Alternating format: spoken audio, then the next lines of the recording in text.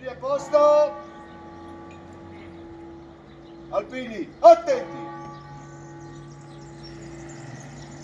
Onore ai caduti.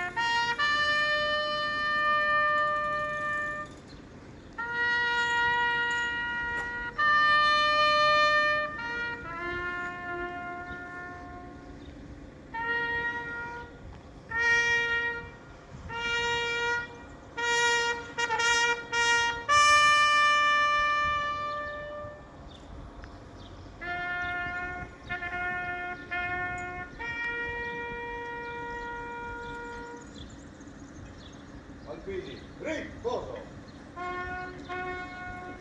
Alpini, attenti. Preghiera per i caduti.